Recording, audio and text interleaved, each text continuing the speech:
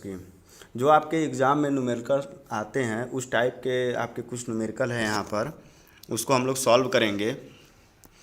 पहला क्वेश्चन है आपका 2 किलो न्यूटन का एक पिंड एक रुक्ष क्षैतिज तल पर रखा है।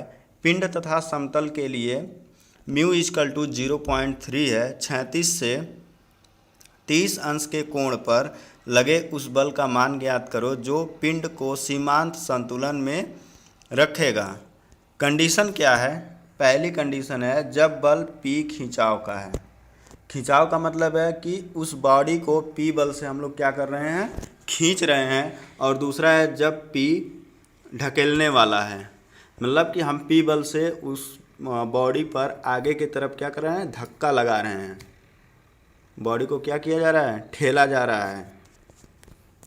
तो उस दोनों कंडीशन के लिए हम लोग क्वेश्चन को सॉल्व करेंगे। तो यहाँ पर एक रुक्ष समतल का रखा है, तो यहाँ पर यह आपका एक समतल हो गया यह, जिस पर यह एक बॉडी हो गई रखी गई है, जिसका सेल्फ वेट ऊर्ध्वाधर नीचे की तरफ कार्य कर रहा है, जो कितना है आपका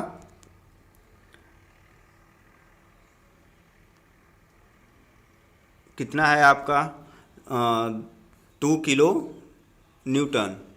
2 किलो न्यूटन, तो इसको कन्वर्ट कर देंगे न्यूटन में, तो ये कितना हो जाएगा 2000 न्यूटन।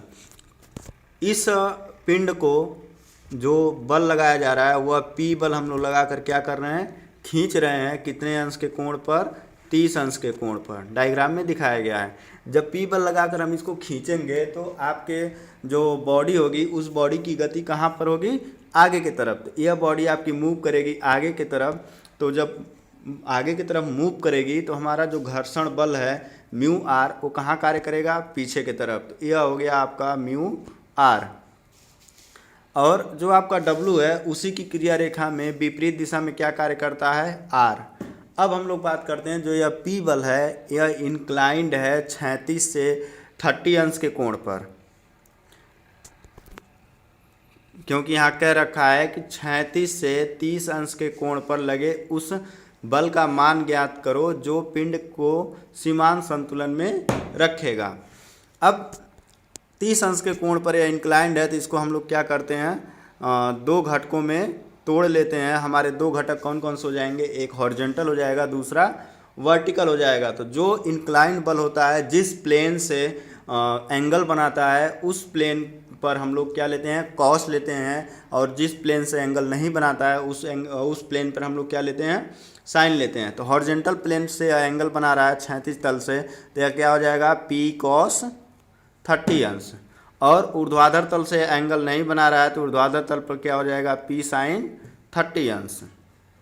तो अब यहाँ पर हम लोग जो कंडीशंस पढ़े हैं कि दो कंडीशन होते हैं हमारे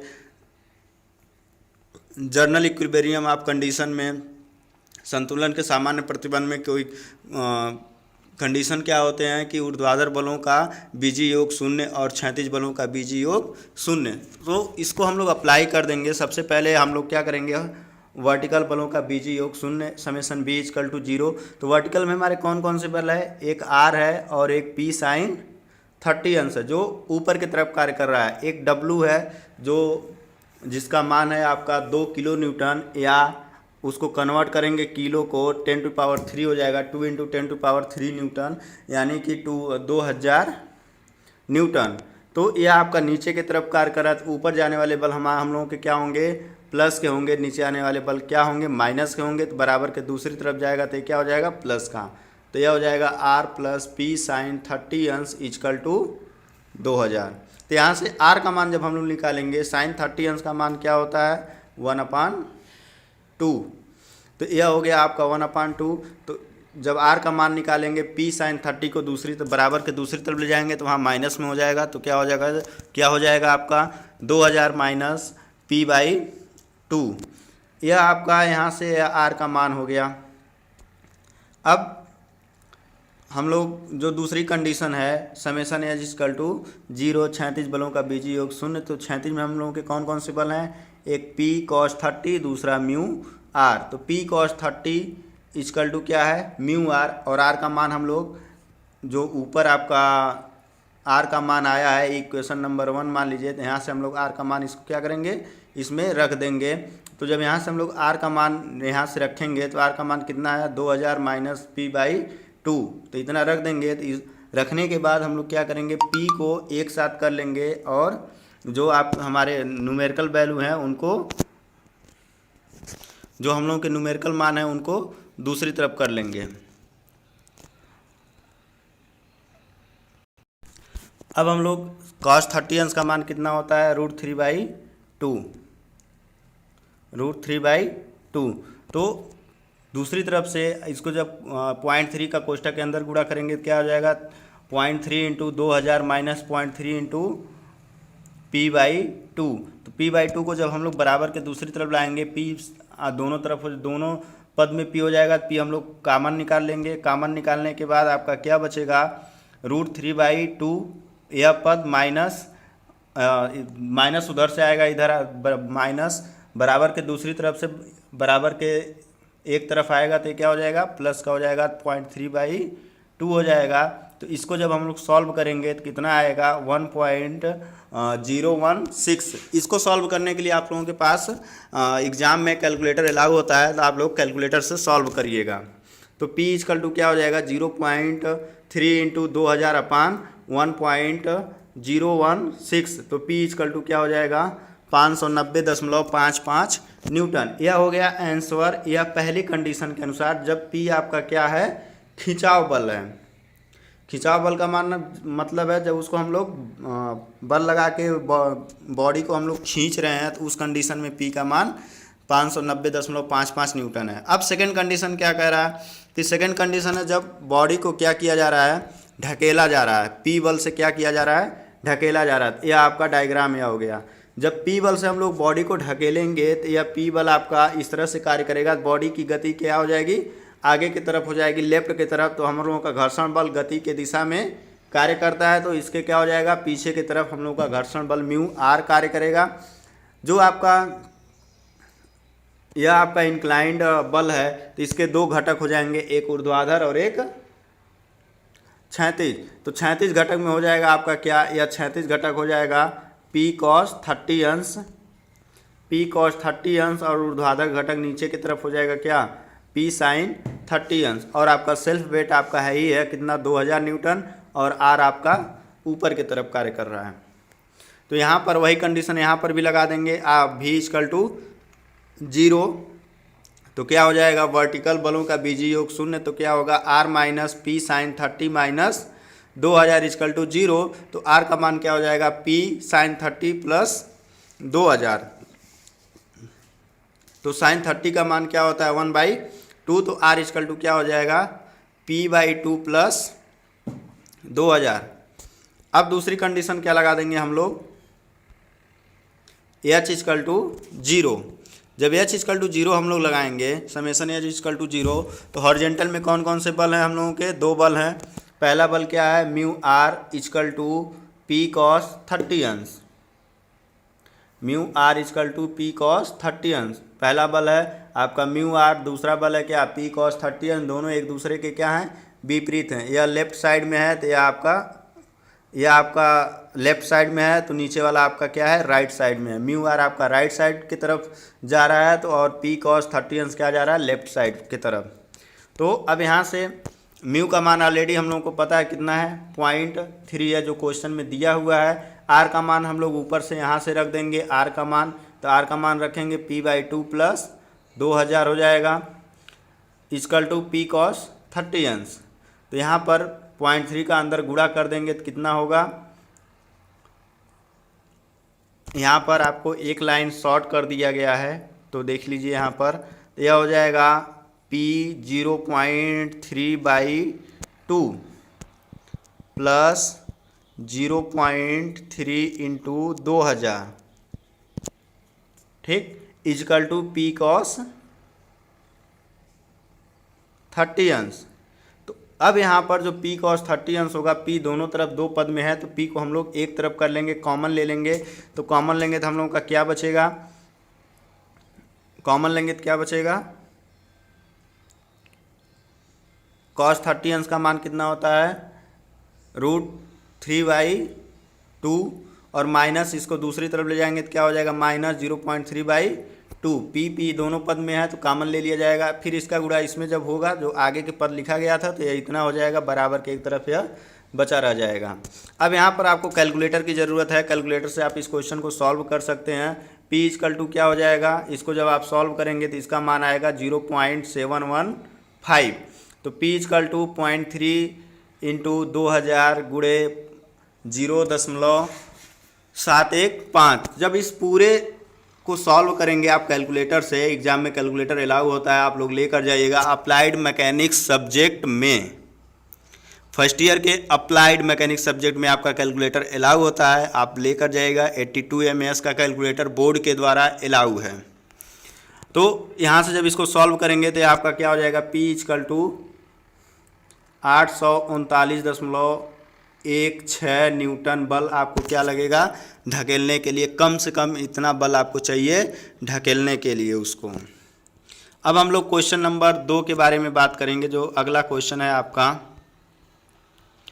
अगला क्वेश्चन है कि एक आनत तल इंक्लाइंड प्लेन है जो 36 से 30 अंश कोण पर है, पर एक 200 न्यूटन का भार संतुलित अवस्था में रहता है। यह चीज़ जरूर ध्यान रखिएगा, जो आपके फ्रिक्शन के क्वेश्चन पूछे जाते हैं वह अक्सर डायग्राम नहीं दिया रहता है, तो आपको प्रश्न को पढ़कर डायग्राम बनाने रहते हैं। तो प्रश्न आप बहुत ही सावधानी पूर्वक पढ़िएगा ताकि डायग्राम बनाने में आपको क्या हो, आसानी हो।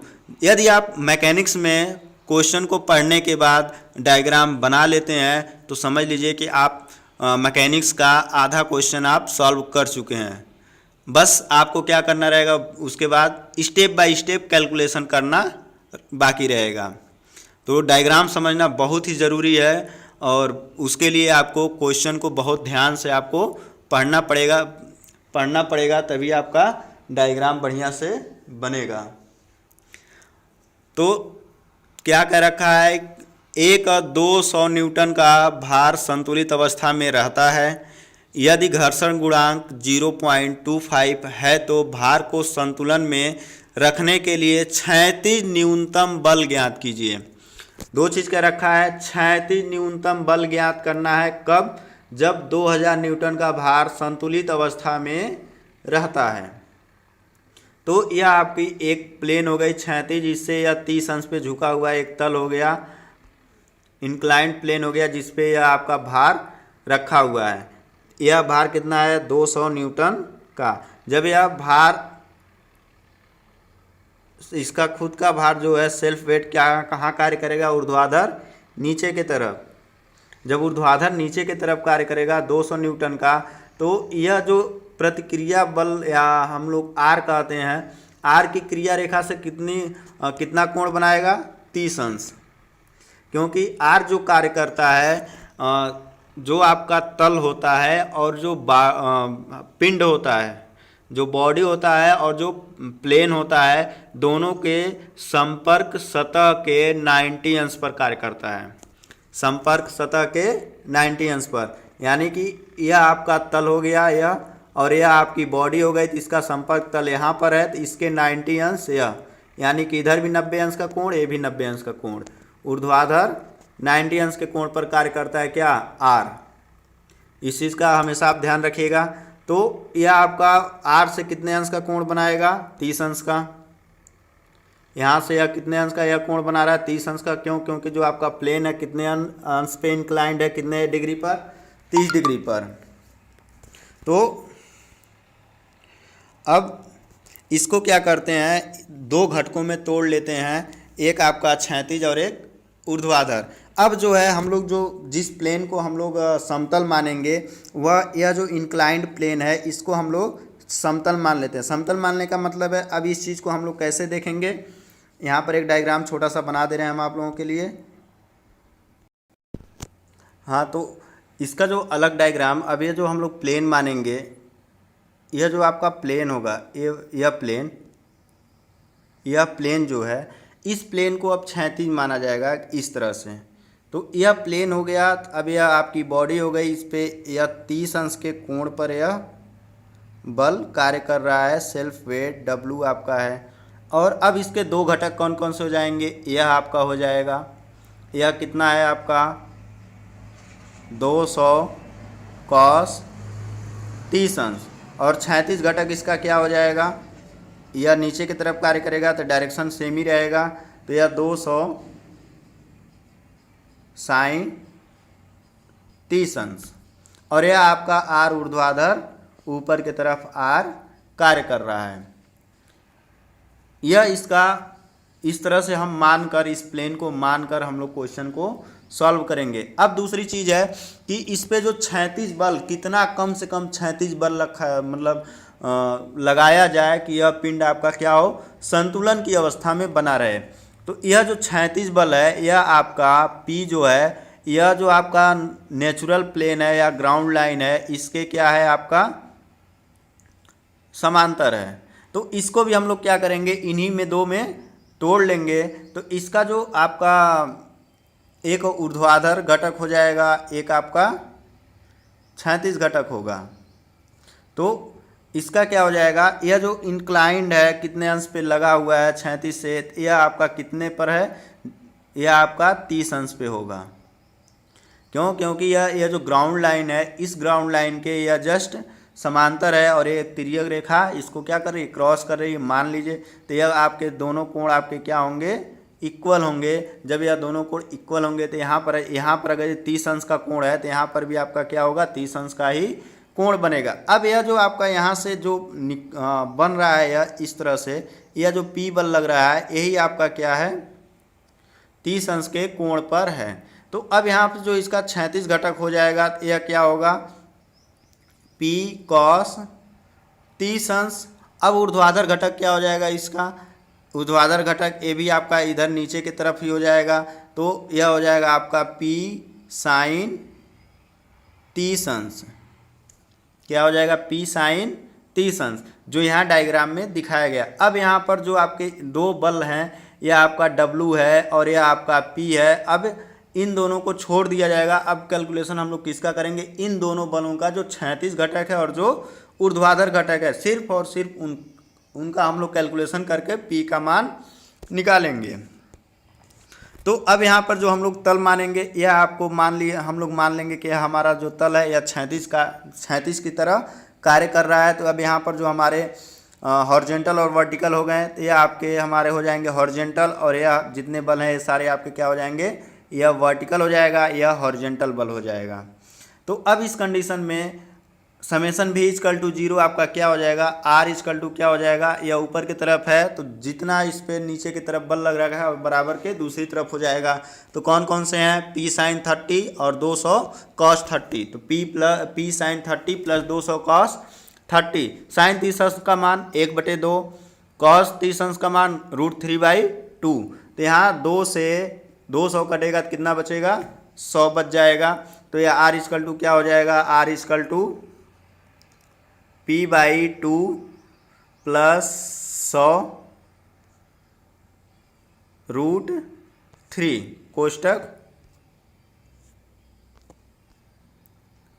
कोष्टक यहाँ पर लास्ट में बंद हो जाएगा। अब 36 जो हम लोग लेंगे, तो 36 में जो हम लोग मान रखे हैं तो कितना हो जाएगा, 36 में बराबर के एक तरफ आपका कितना हो जाएगा, 200 साइन 30, 200 साइन 30 अंश एक तरफ कार्य कर रहा है, बाकी दूसरे तरफ क्या है, म्यू आर। अब म्यू आर यहाँ ऊपर की तरफ क्यों कार्य करेगा, ये आप सुन लीजिए।